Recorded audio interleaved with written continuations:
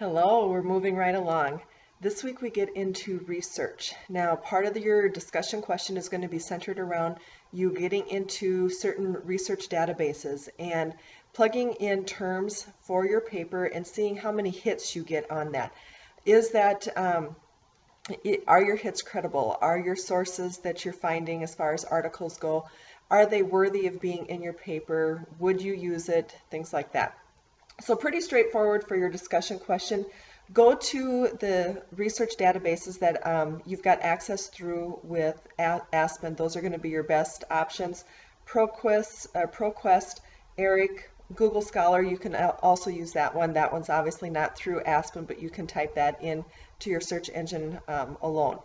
Now, personally, I like ProQuest. I think I get my best information when I had to do papers from that source. One thing I want to caution you on, because I know students have done this in the past, there really is no need for you to ever pay for an article. I've never done that in all my years of going to school or writing papers. It's totally up to you, but if you have an option to purchase the paper, try finding another source or try finding that paper through a different source. With your options through Aspen and the online library, you have a vast amount of information out there that you could use for your papers. So again, word of caution, shouldn't need to do that. Now, moving on to your professional development assignment, it's kind of a tag along from the discussion. You're going to basically report on, in a paper, what you have found in these databases. There is a document in the overview of this module. It's called the website evaluation document. That needs to be filled out for your professional development assignment. I know later on we're going to fill out some other tables, but that's the one that you need to do for this assignment. Pretty straightforward. Have an introductory, make this in APA format. So you'll have your title page, your running head, your page numbers, all those types of things. But then have your introductory paragraph talking about some of your search terms, things like that. And then fill out the table in as much detail as possible. And then have a conclusion paragraph. You're going to see that become a theme with all of the papers that you write for Aspen, that you're going to have an introductory paragraph right after we have written the title on the first line of that second page, and then a conclusion paragraph to all of your papers. That's pretty standard for any APA. You want to wrap things up with that conclusion.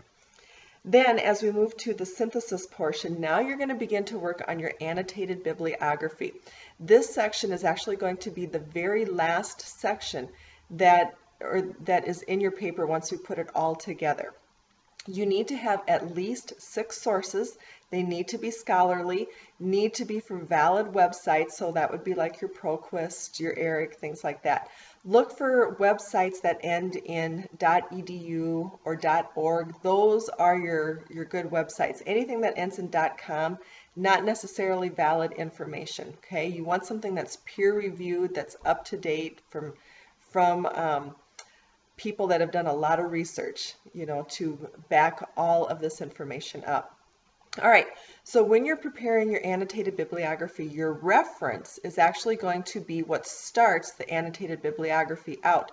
You're going to have your reference on the article that you have looked at, and then you are going to have a paragraph summarizing what this article was about.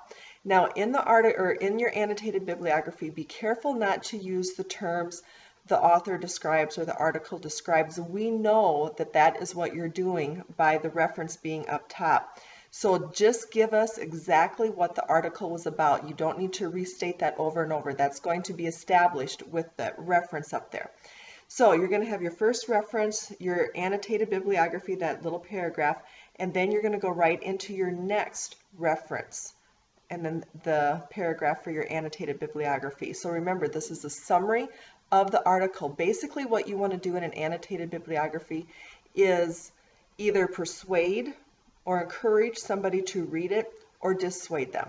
Okay, this is not opinion. You're not going to write, I was, dissatisfied with this article, or I highly encourage you to read this. This is just simply giving the facts of the article, summarizing it. So avoid your opinion and avoid the use of the article states or the author states. It's simply a summary. If you have any questions, please feel free to email me. I hope you all had a great weekend, and now we move on to another week. Good luck.